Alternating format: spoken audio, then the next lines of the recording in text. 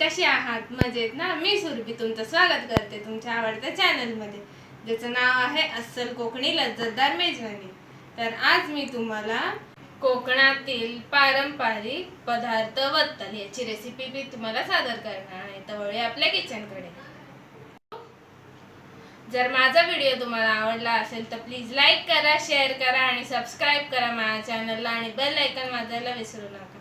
जसे जसे मी नवीन video upload करीन तसं तुम्हाला नोटिफिकेशन येत जाईल। आज आपण कोकणी पद्धतीची वत्तल करणार आहोत तांदळाच्या पिठापासून। तर त्यासाठी काय साहित्य लागतं ते बघूया। इथे मी जवळा थोडा भाजून त्याला स्वच्छ धुवून आणि पाण्यात भिजत घालून ठेवलाय। हे तांदळाचं पीठ आहे, त्याला पण मी खरपूस भाजून घेतलेलं आहे आणि ते मी थोडंसं पाणी घालून मिक्स करून घेतलेलं आहे। त्याच्यानंतर हे कांदा खोबऱ्याचं वाटण आहे, त्याच्यामध्ये कांदा खोबरं भाजून घेतलंय मी, आलं लसूण वगैरे।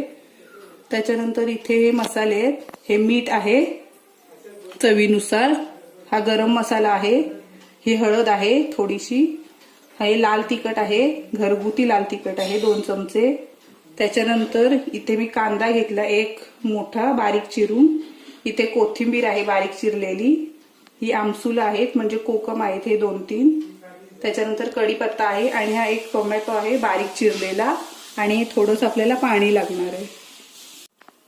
तेल पण आता आपलं गरम झालंय बऱ्यापैकी, तर आता त्याच्यामध्ये मी बारीक चिरलेला कांदा टाकते।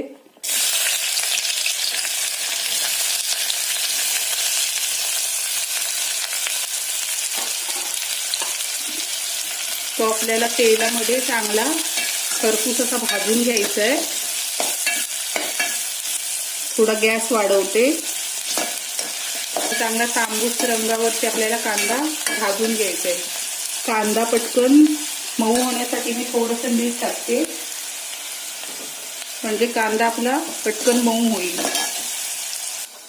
कांदा पण आता आपला चांगला तांबूस रंगावरती मी भाजून घेतलाय, तर त्याच्यामध्ये आता मी टोमॅटो टाकते।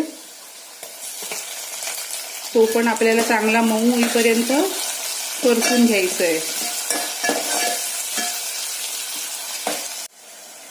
कांदा टोमॅटो पण आता आपले चांगले मऊ झाले, तर त्याच्यानंतर मी थोडासा कढीपत्ता टाकते, तो पण थोडा 1-2 मिनिटं असा परतून घ्यायचा आहे।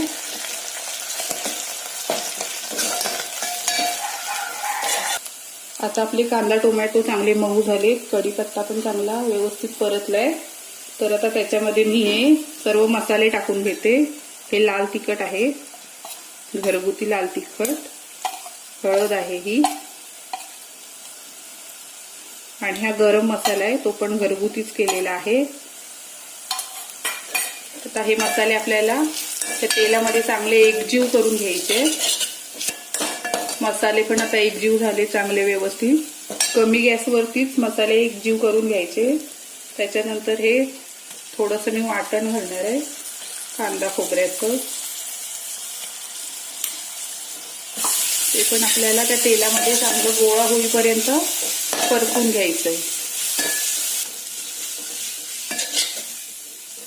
1-2 मिनिटं परतल्यानंतर त्याच्यामध्ये आपल्याला थोडंसं पाणी घालायचंय।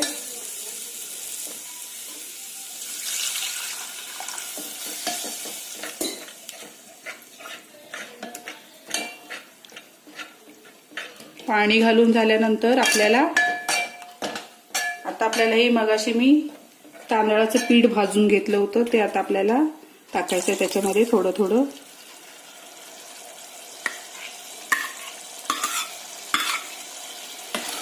ते आपल्याला व्यवस्थित ढवळून घ्यायचंय, नाहीतर गाठी होण्याची शक्यता असते, म्हणून मी थोडंसं पाणी टाकते त्याच्यामध्ये।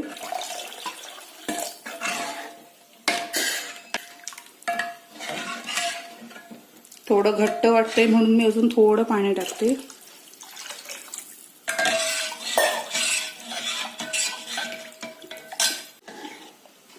आता मी याच्यामध्ये हा जवळा भिजत घालून ठेवला होता तो टाकते।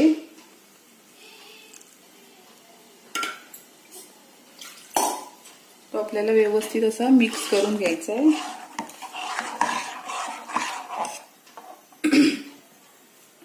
त्याच्यानंतर चवीनुसार मीठ टाकते.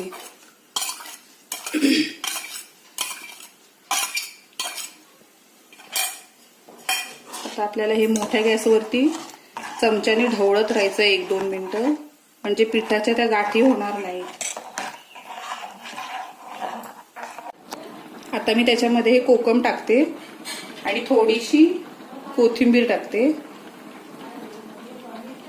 आणि चांगली मिक्स करून घ्यायची आपली वत्तल. आणि आता आपण याला चांगली 5-10 मिनिटं उकळ येऊ दे. त्याच्यानंतर आपली वत्तल तयार होईल. आता आपली वत्तल 10 मिनिटं चांगली शिजलेली आहे, तर ती आता मी एका वाटीमध्ये काढते. आता आपली कोकणी पद्धतीची वत्तल तयार आहे. ती तुम्ही भाताबरोबर खाऊ शकता आणि भाताबरोबरच खायला इतकी छान लागते. तर ती तुम्ही करून पहा.